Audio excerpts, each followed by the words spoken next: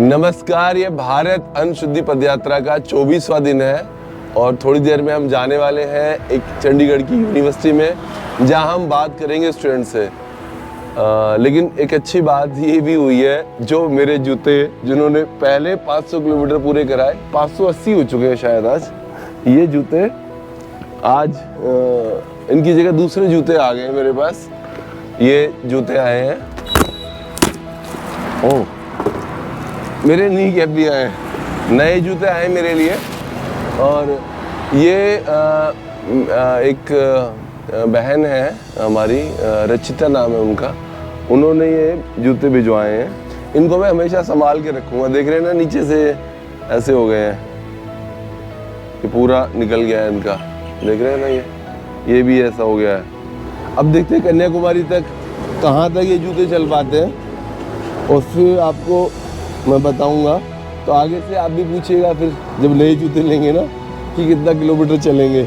अब हम जाएंगे स्टूडेंट से मिलने के लिए, उनसे बात करेंगे। Ladies and gentlemen, it's not often that we meet someone whose life story is as inspiring as their mission. Someone who literally walks the talk. From battling a life-changing illness that made him re-examine his relationship with food, to launching modern organic farms and training hundreds of farmers in sustainable agriculture. His journey is a testament to resilience and conviction. Right now, Sir is undertaking the historic Bharat Ann Shuddhi Padyatra, a 4,000-kilometer march from Kashmir to Kanyakumari to sound the alarm on food hydration, fight for farmers' dignity, and inspire India to dream of a future where every household eats pure, chemical-free food. नमस्कार, मेरा नाम गौरव त्यागी है और जिसके लिए हमने ये पदयात्रा शुरू की है वो एक ही मकसद है, देश में हर किसी को शुद्ध भोजन उपलब्ध हो, प्योर फूड। क्योंकि आप में से बहुत सारे लोग कल कुछ बना रहे होंगे, बिजनेस बना रहे होंगे, कल कुछ लोग अच्छी जॉब्स कर रहे होंगे, कोई हो सकता है कोई पॉलिटिशियन बने, कोई कुछ बने, कोई कुछ बने, अच्छी जगह सब लोग जाएंगे। लेकिन अगर आप लोगों तक आज हम ये चीज पहुंचा पाए तो शायद आप में से कोई एक बड़ा बदलाव लेके जरूर आएगा। बच्चों में कहीं के भी हो, किसी भी स्कूल से हो, किसी भी यूनिवर्सिटीज के हो, उनमें हमेशा से दुनिया बदलने की ताकत होती है। फार्मिंग का मतलब ये नहीं है कि मैं बिजनेस नहीं करता हूँ या मैं अपने विजन को ध्यान में नहीं रखता हूँ, है ना। हम अपनी संस्था का, अपनी ऑर्गेनाइजेशन का, अपनी कंपनी का इसमें कहीं कोई जिक्र नहीं कर रहे हैं। 3 सिंपल चीजें कह रहे हैं। एक वो लोग हैं जो फार्मर हैं, गाँव में हम लोग जा रहे हैं, हम उनसे ये कह रहे हैं कि आप अपना सामान खुद बेचना शुरू करिए कस्टमर के पास, ठीक है। लोगों से हम ये रिक्वेस्ट कर रहे हैं, जो हम आज आप लोगों से भी कह रहे हैं, आप अपने पेरेंट्स से भी जाके बोलेंगे कि वीक में कम से कम एक दिन वो चुनिए जब आप फार्मर के घर से आया हुआ कोई भी रॉ मटेरियल अपने किचन में इस्तेमाल करेंगे। तीसरा, जो हमें वैसे लोग मिल रहे हैं जो पॉलिसी मेकर हैं, जैसे कोई डिप्टी सीएम हमें मिलते हैं या कोई इस तरह के हमें लोग मिल रहे हैं, हमारी पदयात्रा में शामिल हो रहे हैं, तो हम उनसे ये बोल रहे हैं कि आप लोग कुछ ऐसा करिए जो पेस्टिसाइड्स, केमिकल का इस्तेमाल हो रहा है हमारे फूड में, वो ना हो, ताकि देश में हर किसी को शुद्ध भोजन मिले। मैंने 3 चीज सीखी हैं। वो 3 चीज पता है क्या है? सबसे पहले डिसिप्लिन। डिसिप्लिन पता है क्या होता है? कि मैं हर दिन सुबह उठ के 30 किलोमीटर पैदल चलूंगा इस पदयात्रा में। ऐसे ही कोई बिजनेस का डिसिप्लिन होता है ना, पढ़ाई का डिसिप्लिन होता है। दूसरा, कंसिस्टेंसी। कंसिस्टेंसी की है, कंसिस्टेंसी के बिना कुछ नहीं होता। टैलेंट वेलेंट का कोई मैटर नहीं होता, कंसिस्टेंसी चाहिए। तीसरा है परसिवरेंस, दृढ़ता। आप गिरोगे, आपके घुटने छिलेंगे, आप फिर से खड़े हो जाना। जिसके पास ये 3 चीजें नहीं है, ना बिजनेस बनेगी ना लाइफ। मैंने अपनी कंपनी का विजन लिखा कि हम पूरे देश में लोगों को प्योर फूड मिले, इसके लिए काम करेंगे। तो क्या इसका एक ही मकसद है कि मेरे पैकेट होगा, मेरी कंपनी का नाम होगा, मेरा ब्रांड होगा तो ही मैं सबको प्योर फूड खिला पाऊंगा? नहीं ना। अगर आज आप में से 10 लोग भी अवेयर हो गए, अगर आज 10 लोगों ने भी सोचने का तरीका थोड़ा सा बदला, थोड़ा सा समझा, तो कुछ हो सकता है ना। ये भी तो काम कर रहे हैं बिना प्रोडक्ट खिलाए भी, है ना। और बिना मोरल वैल्यूज के प्लीज कभी कोई बिजनेस मत बनाना। जिस बिजनेस में कोई वैल्यूज ना हो, कभी कोई बिजनेस मत बनाना। कभी हैप्पीनेस नहीं आएगी, कभी नहीं आएगी। कितने लोगों को लगता है कि इस देश में फूड खराब है, जो हम खा रहे होते हैं हमें नहीं पता होता कि ये अच्छा है या नहीं अच्छा है। जैसे फूड कमर्शलाइज होते जा रहा है, उसका प्रोडक्शन बढ़ता जा रहा है, तो कुछ प्रैक्टिसेस ऐसी हैं जो इतनी एथिकल नहीं है, जैसे फूड में फास्ट ग्रोथ के लिए और पेस्टिसाइड कंट्रोल हो गया, उसके ऊपर से फर्टिलाइजर्स की जगह you're using I don't remember the name right now, but there's also other stuff that you use other than proper fertilizers, जो फूड की ग्रोथ को एक्सीलरेट जरूर करते हैं लेकिन उसकी न्यूट्रिशन वैल्यू को डिग्रेड करते हैं। तो ऐसी चीज़ें मार्केट में, जैसे पॉपुलेशन बढ़ रही है वैसी चीज़ें बढ़ती जा रही हैं, कंज्यूमरिज्म होते जा रहे हैं, तो उससे फूड की क्वालिटी डाउनग्रेड होती जा रही है इंडिया में। अभी एक पीछे एक मुहिम चली थी ना, सबको पता चला कि कोल्ड ड्रिंक खराब है, तो पता है अब नहीं पीते लोग कोल्ड ड्रिंक उतना, जितना मैंने देखा फ्रिज में लोग रखते नहीं है। हो सकता है आप में से कुछ लोग रखते हो, लेकिन अब बहुत सारे लोगों ने कोल्ड ड्रिंक पीना कम कर दिया है, और वो यूथ ही थे जिन्होंने कोल्ड ड्रिंक की सेल को कम कराया है। इस पदयात्रा में आपका साथ बहुत जरूरी है, हम अकेले कुछ नहीं कर पाएंगे। हम जब मिलके काम करेंगे ना तो उसका कुछ असर आएगा। अगर ये फूड एडल्ट्रेशन की वजह से इतना बड़ा एक तरीके से विस्फोट हो रहा है, कैंसर जैसी बीमारियां हैं, दूध में एडल्ट्रेशन हो रहा है, कल को अगर आप दूध का बिजनेस करेंगे, कुछ ऐसा डेयरी प्रोडक्ट बनाएं, कुछ ऐसा बनाएं, तो आप सोच पाएंगे ना ये क्या अच्छा हो सकता है, मैं पंजाब के लोगों को क्या अच्छा दे सकता हूँ, है ना। ऐसा हो सकता है पंजाब के किसानों के लिए क्या अच्छा कर सकता है। अगर हमने 2047 में 2047 यानी अब से जब हमारी आज़ादी के 100 साल हुए होंगे, अगर हमने एक ऐसा देश बन गए जो बहुत तरक्की वाला देश है, लेकिन अगर हमने उसमें ऐसा कोई काम नहीं किया कि हम हेल्दी ना रह पाए, तो वो जो अगर हमारी तरक्की किसी काम की थोड़ी होगी नहीं होगी ना। यूरोप में, यूएस में कई सारे मुल्क ने क्या किया है, अपनी स्कूल कैंटीन में उन्होंने ज़रूरी कर दिया है कि कुछ परसेंटेज हम ऐसा फूड इस्तेमाल करेंगे अपनी कैंटीन में जो किसी बिना केमिकल के होगा, ऑर्गेनिक जिसको हम शब्द बोल सकते हैं। आजकल उसका भी बहुत मिसयूज भी हो रहा है, लेकिन उन्होंने ऑर्गेनिक फूड रखना शुरू किया है। तो एक तो ये है कि यहाँ पे रिस्पेक्टेड टीचर्स हैं, या आपसे भी हम बोल सकते हैं कि कोशिश करिए अपनी स्कूल में, अपनी कैंटीन में कुछ ऐसा सामान जो फार्मर से आए। भले 2 ही फार्मर से शुरुआत करिए, आपके आसपास में कोई भी हो, एक फार्मर की अगर आपने हेल्प कर दी और अपनी स्कूल की कैंटीन को अच्छा खाना खिलाया या कुछ ऐसा किया, तो बड़ा प्रोजेक्ट बन सकता है, नहीं बन सकता? बिजनेस नहीं बन सकता क्या? वो बन सकता है, हाँ या नहीं, यस या नो? बन सकता है ना। और ये मैं क्यों कह रहा हूँ आपसे, क्योंकि एक दिन आएगा आपको जब आपको हो सकता है आज थोड़ा सा चीजें बहुत थोड़ा सा हिट करें, लेकिन कभी आपको समझ में आएगा कि इस पे कुछ वाकई में बदलाव हो सकता है। सोसाइटी को इन सब चीजों की जरूरत है ना। यूएस में लगभग 8 मिलियन लोग एक कॉन्सेप्ट के साथ जुड़ रहे हैं, अर्बन ऑर्गेनिक गार्डन्स। जिन मुल्कों से हम अपनी तुलना करते हैं, जहां हम जाना चाहते हैं, वहां पे आप देखिए कि 8 मिलियन लोग इस तरह की मुहिम के साथ जुड़ रहे हैं, और उनमें यूथ की जो संख्या है वो सबसे ज्यादा है, क्योंकि उनको यूथ ही उनको आगे बढ़ा रहा है। स्ट्रॉबेरी किसको पसंद है? तो 20 से 22 स्प्रे होके आते हैं उस पे पहली रात को, जब वो आपके पास आती है ना, 20-22 स्प्रे होके आते हैं। चाइना से एक लहसुन आता है, उसमें फार्मलिन मिलता है, उसकी सेल्फ लाइफ को बढ़ाने के लिए इस्तेमाल होता है। वो पता है किस चीज़ की सेल्फ लाइफ बढ़ाता है? डेड बॉडी की।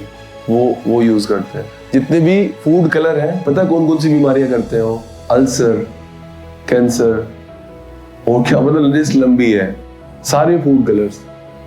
कितना भी कोई सेफ बताए, इंस्टाग्राम पे, फेसबुक पे जो आप ट्रेंड करते हो ना, अगर आप कल को ये ट्रेंड करोगे कि मुझे प्योर फूड चाहिए, मुझे अच्छी स्ट्रॉबेरी चाहिए, तो वो ट्रेंड बनेगा इस देश का।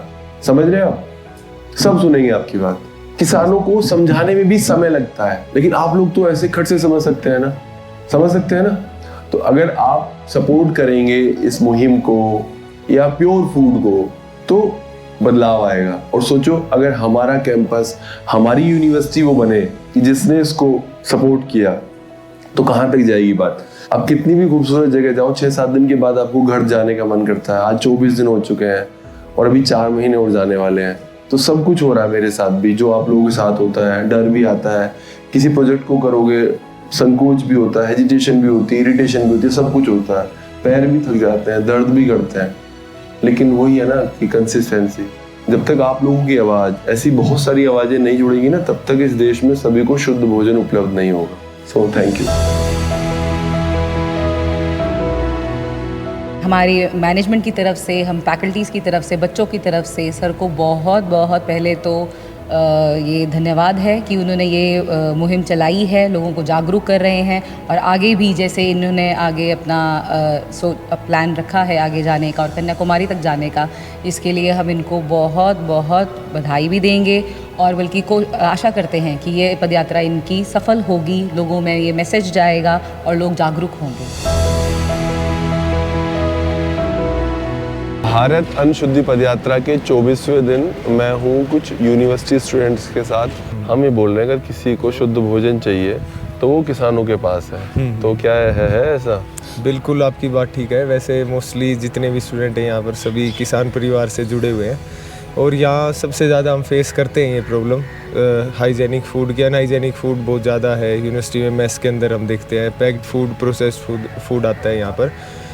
कोई भी किसी कंपनी से पनीर या दूध वगैरह जो भी लेके आते हैं तो उसकी जगह हम भी ये अपील, आपकी बातों से हमने आपकी बात सुनी, हम भी अपील करते हैं पंजाब यूनिवर्सिटी अथॉरिटी से कि वो जो आसपास के गांव हैं वहाँ से डेयरी प्रोडक्ट्स लेके मेस के जो भी कॉन्ट्रैक्टर हैं उनको ये कंपलसरी करे कि जो आसपास के गांव है वहाँ के किसान हैं वहाँ से डेयरी प्रोडक्ट्स या गेहूँ, अनाज, जो भी रोटी वगैरह हम खाते हैं तो वहाँ से वो लेके आए तो ये बच्चों के लिए भी बहुत अच्छा रहेगा। बच्चों को हाइजेनिक फूड मिलेगा और अच्छा खाना मिलेगा। अगर आपको शुद्ध भोजन चाहिए तो आप सीधा ही किसान के पास जाइए, क्योंकि आज की डेट में अगर देखें तो उन्हीं के पास है सबसे शुद्ध भोजन। जैसे धान की खेती है, वो जब उसके ऊपर बाल आने लग जाती है और चीज़ें हैं तो सूखने लग जाती हैं, धौली हो जाती हैं पूरा खेत में, फिर वो पूरा पेड़ा ही सूखने लग जाता है धीरे धीरे सारा। अगर उसका हम कुछ यूज उसमें कुछ नहीं कर स्प्रे नहीं करेंगे, कोई मतलब दवाई वगैरह नहीं मारेंगे तो वो धीरे धीरे एक खेत से दूसरे खेत में, दूसरे से तीसरे में,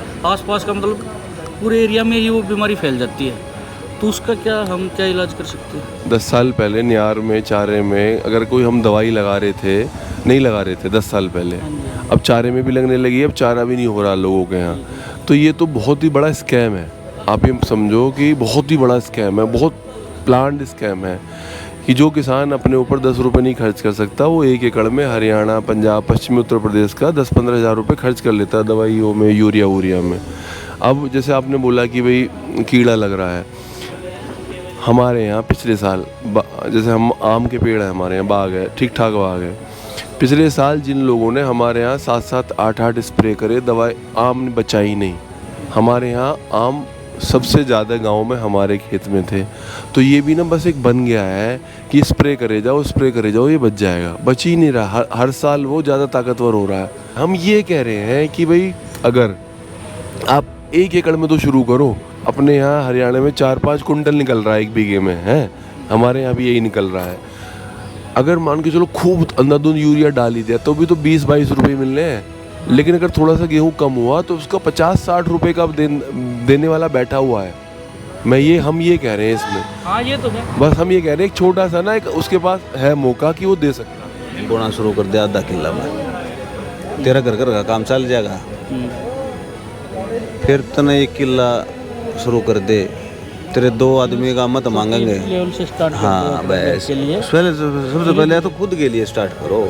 ग्रीन रेवोल्यूशन के थ्रू ये यूरिया और ये जो है मैल प्रैक्टिसेस जो है एग्रीकल्चर में स्टार्ट हुई। तो सबसे पहले तो कॉज हमें देखना होगा कि इससे पहले खेती देसी तरीके से होती थी, मैन्योर डाला जाता था, खाद देसी, और ग्रीन रेवोल्यूशन से पहले जो भी मेथड होते थे खेती के उस पर बेसिकली अगर हम चलें तो हमारा ठीक हम हेल्थी खाना खा पाएंगे, ये इसमें से निकल के आया। लेकिन ग्रीन रेवोल्यूशन शायद इसलिए हुआ क्योंकि ग्रेन्स की कमी हुई, पॉपुलेशन बढ़ी और खाने की कमी हुई। उस खाने की कमी को पूरा करने के लिए हमने प्रोडक्शन बढ़ाया, और जब प्रोडक्शन बढ़ाया तो सिर्फ मैकेनाइजेशन ही एग्रीकल्चर का नहीं हुआ, उसके साथ साथ केमिकलाइजेशन भी हुआ, केमिकल डाला। अब समस्या ये नहीं है कि हम उन लोगों के लिए ज़्यादा हेल्दी प्रोवाइड कर दें जो 200 रुपये का 300 रुपये भी दूध प्रोवाइड कर पा रहा है। समस्या ये है कि क्या हर व्यक्ति को ऑर्गेनिक खाना मिल पाएगा। जब तक स्टेट इसमें इन्वॉल्व नहीं होगी, चाहे वो सेंटर हो, स्टेट हो, इवन छोटी छोटी ग्राम पंचायतें हों, कि हमारे यहाँ अगर कोई व्यक्ति ऑर्गेनिक खेती कर रहा है, डेयरी लगा रहा है, तो सरकार उसको इतने रुपए इनिशियल हेल्प देगी। जिस तरीके से इनको यूरिया पे लगाया गया पूरे देश का पेट भरने के लिए, उसी तरीके से इनको यूरिया से हटाना पड़ेगा।